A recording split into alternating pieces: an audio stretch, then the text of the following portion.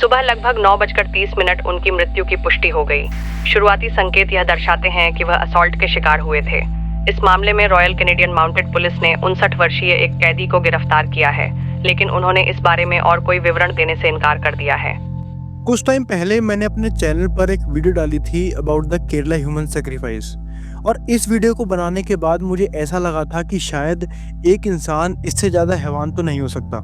उस वीडियो में मैंने बात करी थी कि कैसे एक ओल्ड कपल ने 2 फीमेल्स के बॉडी पार्ट्स को पहले काटा, उनके ब्लड को अपने घर में छिड़का एंड फिर उसके बॉडी पार्ट्स को भी खाया। एंड ट्रस्ट मी, इस वीडियो के बाद मुझे लगा था कि शायद आज के बाद मुझे ऐसा कोई केस नहीं मिलेगा या फिर इससे ज़्यादा हैवानियत तो क्या ही होगी। But I was wrong. आज मैं जिस केस के बारे में बात करने वाला हूँ, इस केस को पढ़ने के बाद मेरा इंसानियत के ऊपर से भरोसा ही उठ गया। ये केस एक ऐसा केस है जिसको सुनने के बाद शायद तुम्हें बड़ा ही बेकार सा महसूस हो सकता है या फिर तुम्हारा मन बड़ा अजीब हो सकता है। इनफैक्ट ये केस इतना ज़्यादा हॉरिफिक है कि जब ये केस क्लोज हुआ था and the lady Georgia brown जो इस केस को इन्वेस्टिगेट कर रही थी, वो इतना ज़्यादा ट्रॉमेटाइज हो गई थी दैट शी कमिटेड। इसलिए इस वीडियो को आप अपने रिस्क पर देखना।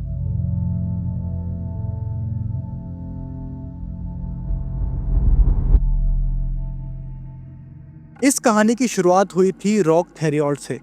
रॉक बचपन से ही काफ़ी ज़्यादा स्मार्ट और इंटेलिजेंट था। रॉक ने अपनी पढ़ाई सिर्फ 7th स्टैंडर्ड तक ही करी थी और सिर्फ 13 साल की उम्र में उसने अपना खर्चा चलाने के लिए छोटे मोटे काम करना शुरू कर दिया था। उसके पेरेंट्स काफ़ी रिलीजियस और स्ट्रिक्ट पेरेंट्स थे and much later in the life उसने पुलिस को बताया था कि उसके फादर उसके साथ साथ उसके 6 भाई बहनों को भी क्या करते थे। इनफैक्ट रॉक ने पुलिस को बताया कि वो उसके फादर के द्वारा उसकी मदर का करने के बाद पैदा हुआ था। लेकिन पुलिस ने बाद में जब इस बात को इन्वेस्टिगेट किया तो उन्हें ये क्लियर हो गया था कि ऐसा कुछ भी नहीं हुआ था।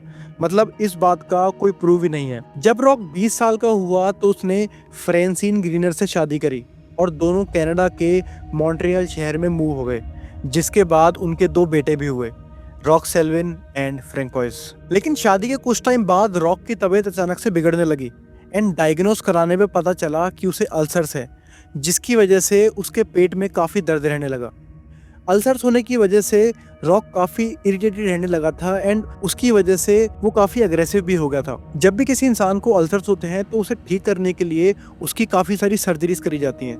लेकिन रॉक के ऊपर जब सर्जरी हुई तो डॉक्टर्स की कुछ गलतियों की वजह से उसे इस चीज़ से रिकवर होने में काफ़ी ज़्यादा समय लग गया। रॉक उस टाइम काफ़ी ज़्यादा मेडिसिन खा रहा था अपनी सर्जरी के दर्द को कम करने के लिए, पर इसी दौरान उसका इन सब चीज़ों में इंटरेस्ट डेवलप होना शुरू हो गया था, लाइक हेल्थ रिलेटेड इश्यूज़ या फिर उनकी रेमेडीज़, एंड उसे एनाटॉमी से तो प्यार ही हो गया था। उसका इंटरेस्ट धीरे धीरे मेडिसिन में एंड सर्जरीज की तरफ बढ़ने लगा एंड उसे लगने लगा कि शायद ये रास्ता उसे एक स्पिरिचुअल पाथ पर ले जाएगा जिससे वो अपनी सफरिंग्स को ख़त्म कर पाएगा। रॉक ने कंफर्ट की तलाश में खुद को रिलीजियस एक्टिविटीज़ में या फिर कह सकते हैं उसका रुख रिलीजन की तरफ बढ़ने लगा एंड यही वो टाइम था जब रॉक ने बाइबल पढ़ना स्टार्ट किया। इन 1970 रॉक अपने वाइफ और बच्चों के साथ अपने होम टाउन हेडफोर्ड माइंस मूव हो गया, जहाँ पर उसने वुडक्राफ्ट का काम शुरू किया और अपने काम का बहाना लगाकर वो क्यूबेक सिटी ट्रेवल करने लगा जहां वो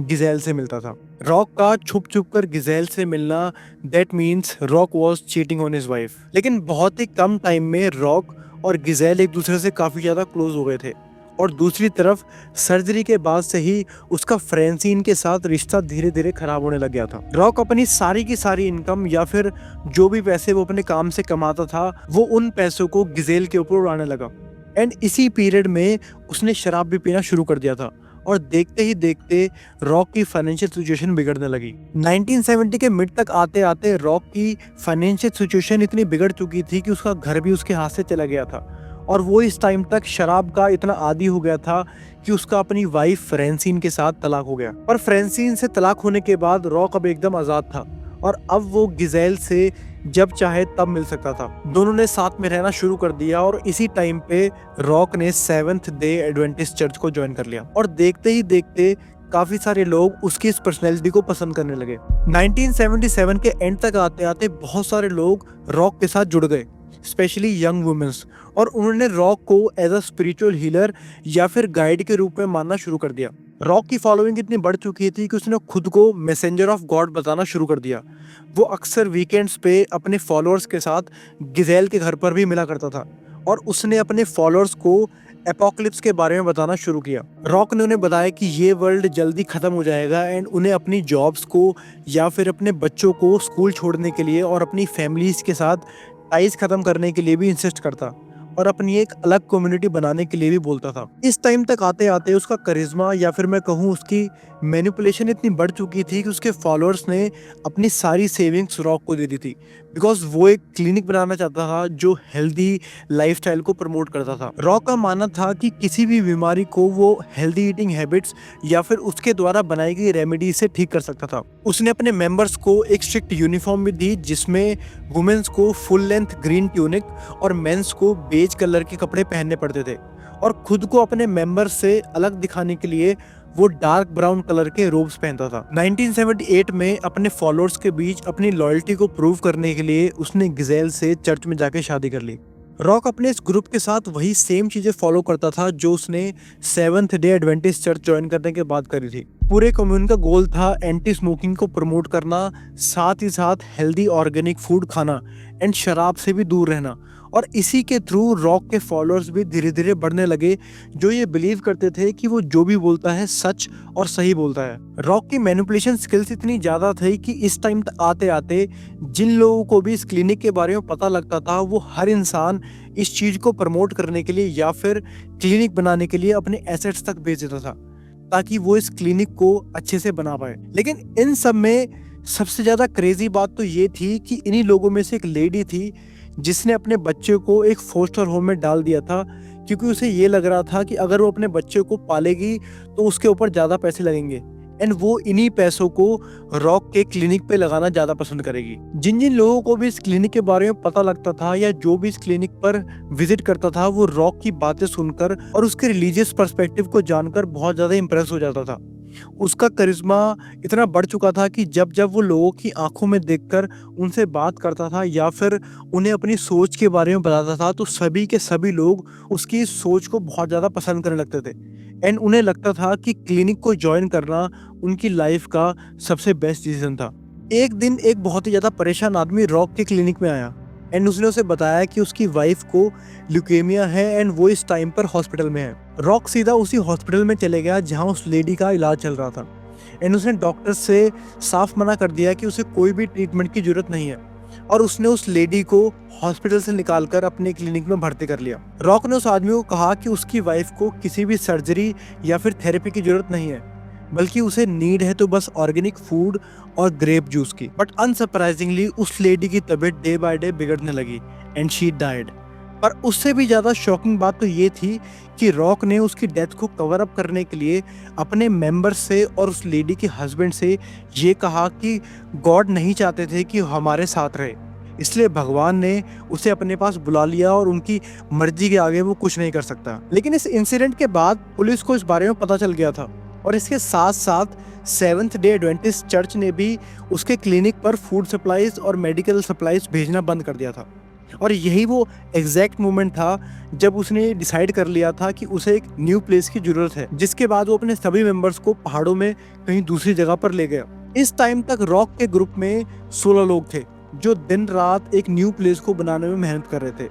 लेकिन रॉक एज अ लीडर पूरे दिन सिर्फ आराम करता था और अपने मेंबर्स से एंट्स की तरह काम करवाता था एंड यही रीजन था कि उसने इस ग्रुप का नाम द एंट हिल किड्स रखा था। रॉक का ऑब्सेशन इतना बढ़ चुका था कि वो अब अपने इस ग्रुप को एक्सपेंड करना चाहता था, जिसके बाद उसने उस कल्ट की सभी औरतों के साथ शादी कर ली। लेकिन सभी औरतों के साथ शादी करने के बाद गिजेल इस बात से बिल्कुल भी खुश नहीं थी, पर एज अ लीडर रॉक ने उसे बता दिया था कि उसके लिए सब एक बराबर हैं एंड वो बाकियों को भी इक्वली ट्रीट करना चाहता है ताकि कोई भी मेंबर खुद को बड़ा या छोटा महसूस ना करे। धीरे धीरे रॉक ने उन सभी औरतों के साथ फिजिकल रिलेशन बनाना शुरू कर दिया था और जब इन औरतों को बच्चे होने लगे तो उसने इसे भगवान की कृपा या फिर डिवाइन पावर बताना शुरू कर दिया था। इस टाइम तक रॉक का अपने कल्ट के सभी मेंबर्स के ऊपर डोमिनेंस इतना बढ़ चुका था कि उसने उन सभी को फिजिकली टॉर्चर करना शुरू कर दिया था किसी भी बात पे किसी भी बच्चे को थप्पड़ मार देना, उन्हें बेल्ट से पीटना और उन्हें लकड़ी के बोर्ड से हिट करना, ये रॉक का उसके डिवोटीज को पनिश करने का तरीका था। और जैसे जैसे टाइम बीतता गया तो ये पनिशमेंट्स और भी ज़्यादा खतरनाक होने लगी।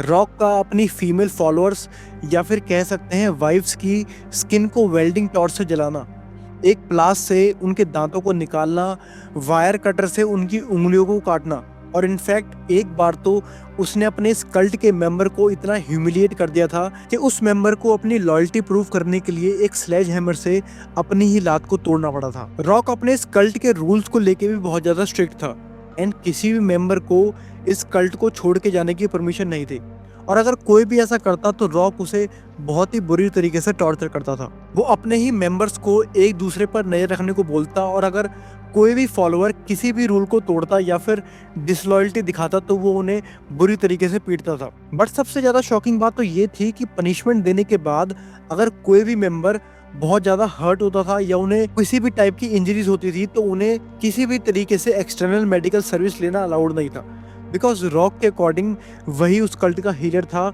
और वो अपने मेंबर्स के ऊपर किए गए टॉर्चर को खुद की बनाई गई रेमेडी से ठीक करता था। एक बार इसी ग्रुप की मेंबर मेर्सी ग्रीनर रॉक से इतना ज़्यादा परेशान हो गई थी कि उसने अपने हस्बैंड से बोला कि उसे इस कल्ट से बाहर निकलना है, और अपनी लॉयल्टी को प्रूव करने के लिए मेर्सी के ही हस्बैंड ने इस बारे में रॉक को बता दिया, जिसके बाद रॉक ने जैक्स को यानी कि मेर्सी के हस्बैंड को उसके टोस काटने के लिए बोला, एंड बिना किसी हिचक के जैकीज ने अपनी ही वाइफ के टो को काट दिया। Just imagine the kind of डर या फिर कह सकते हैं अंधभक्ति, मतलब एक हस्बैंड ने अपनी ही वाइफ का अपने लीडर के कहने पर टो काट दिया। फरवरी 1978 को जब रॉक के द्वारा दी गई एपोक्लिप्स की डेट पे जब दुनिया खत्म नहीं हुई तो उसने अपने रुतबे को या फिर पावर को मेंटेन रखने के लिए इस बात के लिए बहाना बनाना शुरू कर दिया। लेकिन कुछ फॉलोअर्स के पेरेंट्स को रॉक पे अब शक होने लगा था and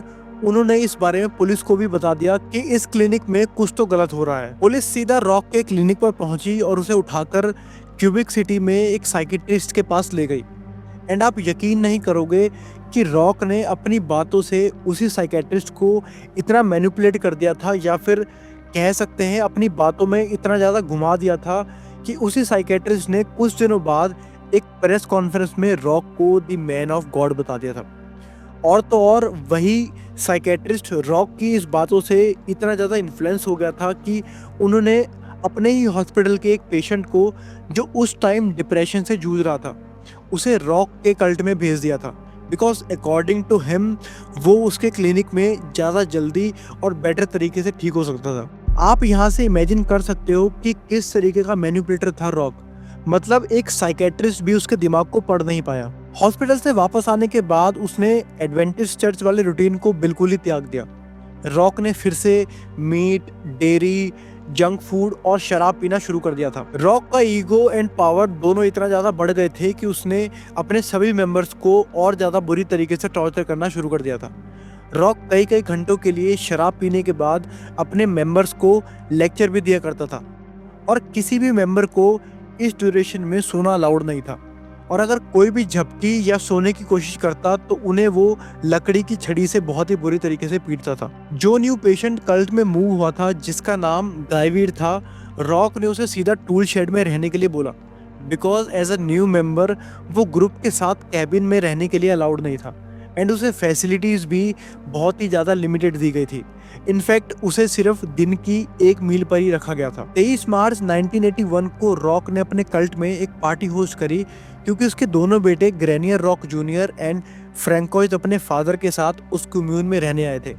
but as a new member गायवीर उस पार्टी में इन्वाइटेड नहीं था, एंड रॉक ने उसे कल्ट से बाहर के 3 बच्चों की टेक केयर करने को बोला था। लेकिन जब उसी रात उन्हीं बच्चों में से एक बच्चा जिसका नाम सैमुअल था वो रोने लगा तो गायवीर इस बात से इतना ज़्यादा इरिटेट हो गया कि उसने सैमुअल को इतने बुरी तरीके से पीटा कि वो कोमा में चले गए। नेक्स्ट डे रॉक को जब ये बात पता चली तो उसने ये डिसाइड किया कि सैमुअल को कोमा से बाहर लाने के लिए उसका सर्कमसीजन करना होगा। सर्कमसीजन एक मेडिकल और कल्चर प्रोसीजर होता है जिसमें मेल ह्यूमन बॉडी के प्राइवेट पार्ट की स्किन को रिमूव किया जाता है। पर एक कोमा में गए बच्चे का सर्कमसीजन करना ये किस तरीके का पागलपन था, इस बात का अंदाजा आप यहीं से लगा सकते हो।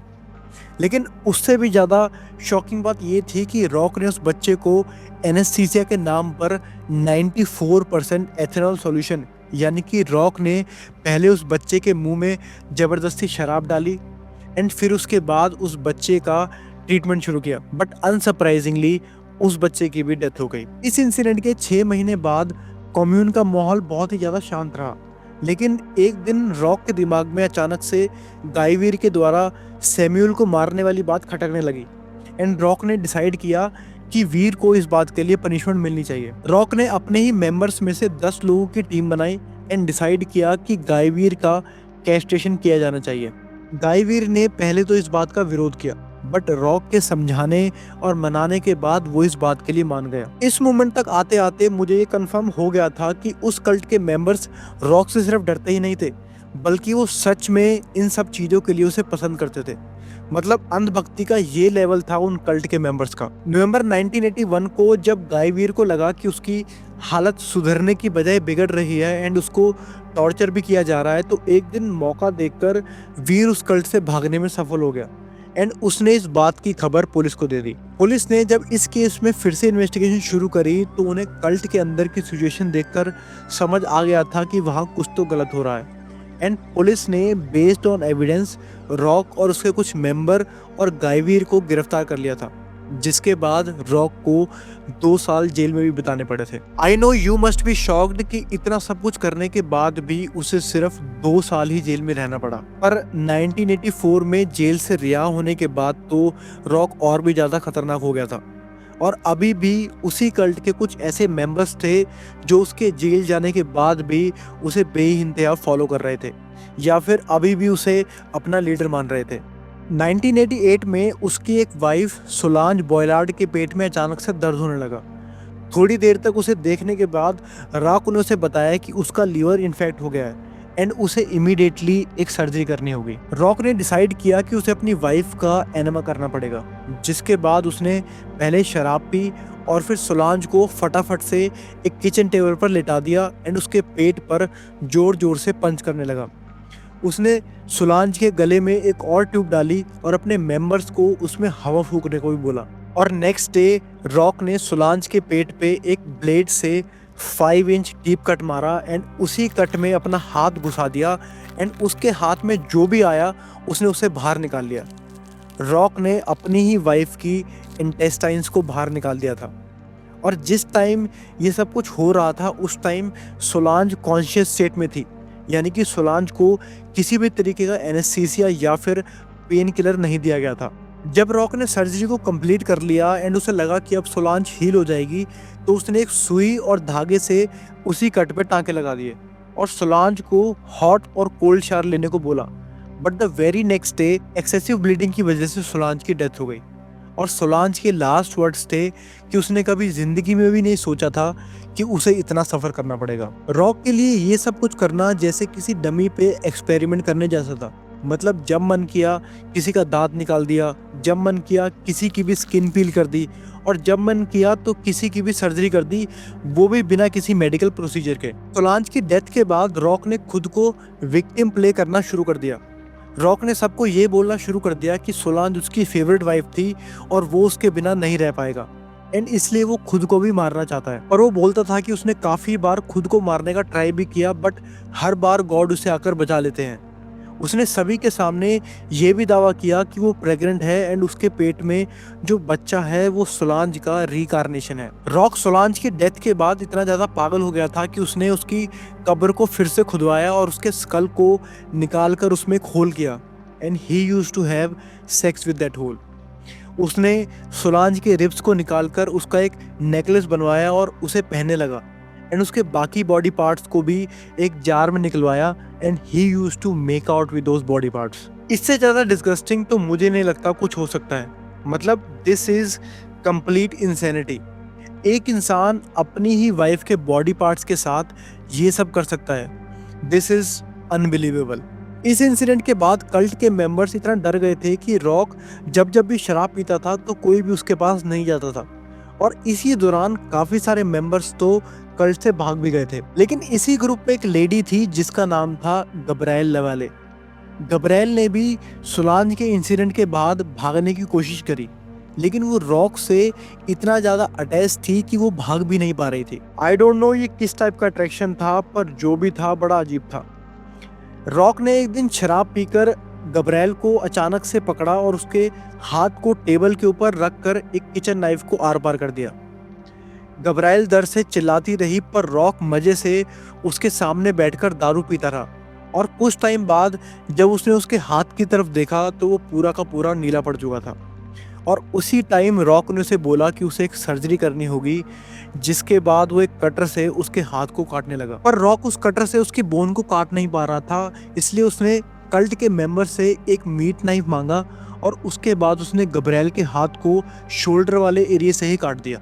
गब्रायल ने बाद में चलकर ये बात एक इंटरव्यू में बताई थी कि जब रॉक ने उसके हाथ को काटा तो उसे तब तक समझ आ चुका था कि ये भगवान तो नहीं हो सकता। एंड द सेम मोमेंट उसने डिसाइड किया था कि उसे अब यहाँ से भागना है जैसे भी करके। गब्रायल जैसे जैसे मौका देकर वहाँ से भागने में कामयाब हो गई और भागते भागते वो एक वुमेन शेल्टर में पहुँच गई। और आप सब ने कहावत जरूर सुनी होगी, आसमान से टपके और खजूर में हटके। जिस शेल्टर में वो पहुंची थी उस शेल्टर में उसे रॉक भी मिला। एंड उसने गब्रायल को समझाया कि उसे बहुत पछतावा है कि उसने उसका हाथ काटा, एंड अब वो एक अच्छा इंसान बन चुका है और अब वो उसके साथ ऐसा कभी कुछ नहीं करेगा। शॉकिंगली गब्रायल रॉक की बातों से पिघल गई एंड उसने फिर से उसके साथ रहना शुरू कर दिया। जब गब्रायल दोबारा से रॉक के साथ रहने लगी तो रॉक ने नोटिस किया कि उसके हाथ का जो जख्म था, जहाँ से उसने उसके हाथ को काटा था, वो पूरा एरिया इन्फेक्टेड हो गया है। जिसके बाद रॉक ने एक कुल्हाड़ी ली एंड उसके इन्फेक्टेड एरिया को ब्रेस्ट समेत काट दिया। उसने जो कुल्हाड़ी यूज करी थी उसके हाथ को काटने के लिए, रॉक ने उसी कुल्हाड़ी से गब्रायल के सर पर भी काफी बार वार किया, जिसके बाद उसके सर के पीछे एक काफी बड़ा कट बन गया था। गब्रायल इस इंसिडेंट के बाद जंगलों में भाग गई एंड 2 दिन तक भटकने के बाद उसने ये नोटिस किया कि उसके सर के पीछे वाले घाव में कीड़े पड़ने शुरू हो गए हैं और इन्हीं कीड़ों ने अब अंडे देना भी शुरू कर दिया था। गब्रायल जैसे तैसे करके हॉस्पिटल पहुंची तो हॉस्पिटल का स्टाफ और डॉक्टर्स उसे देखकर दंग रह गए थे। एंड जब उन्होंने उसकी इस हालत के पीछे का रीजन पूछा तो उसके बाद भी उसने रॉक के बारे में उन्हें कुछ नहीं बताया। मतलब पागलपन का लेवल बिल्कुल पीक पर था। एंड आई डोंट नो मैं इस चीज को कैसे डिस्क्राइब करूं। हॉस्पिटल के डॉक्टर्स को पता लग गया था कि उसके साथ कुछ तो गलत हुआ है, जिसके बाद उन्होंने पुलिस को इन्फॉर्म किया और जब पुलिस आई तो उन्हें भी गब्रायल को कन्विंस करना पड़ा सब कुछ सच बताने के लिए। एंड फाइनली काफ़ी टाइम तक उसे कन्विंस करने के बाद गब्रायल ने पुलिस को पूरे कल्ट के बारे में बताया। जब से वो उस कल्ट का हिस्सा थी तब से लेकर उसके हॉस्पिटल पहुंचने के इंसिडेंट तक। पुलिस ने फौरन एक टीम बनाई, जिसके बाद उन्हें 6 हफ्ते लगे रॉक को पकड़ने के लिए। एंड फाइनली 6 अक्टूबर 1989 को रॉक पुलिस की गिरफ्त में था। रॉक के ऊपर कोर्ट ने काफ़ी सारे केसेस लगाए और उसके ऊपर सोलांज के 2nd डिग्री मर्डर का भी केस लगा एंड उसने खुद को कोर्ट में गिल्टी भी बताया, जिसके बाद उसे लाइफ इम्प्रिजनमेंट की सजा सुनाई गई। पर ये सब कुछ होने के बाद जब वो जेल चला गया तो उसके कल्ट की काफ़ी सारे औरतें अभी भी जेल में रॉक से मिलने जाती थी। मतलब अलग ही लेवल का करिश्मा था रॉक का। और इस पूरे पीरियड में जब वो जेल में था तो उन्हीं फीमेल मेंबर से रॉक को 4 बच्चे भी हुए। साल 2002 में रॉक ने पैरोल के लिए भी अप्लाई किया, बट उसकी पैरोल को रिजेक्ट कर दिया गया because it was too much of a risk for the people. और 26 फरवरी 2011 को 63 ईयर ओल्ड रॉक अपनी ही जेल सेल में डेड फाउंड मिला। क्यों? बिकॉज उसी के सेल में रह रहे 60 साल के मैथ्यू मैकडोनल्ड ने उससे फ्रस्ट्रेट होकर उसका गला काट दिया था। और जब जेल के ऑफिसर्स उस सेल में पहुंचे तो मैकडोनल्ड ने उनको अपना नाइफ देते हुए कहा, that piece of shit is down on the range, here is the knife, I have sliced him up।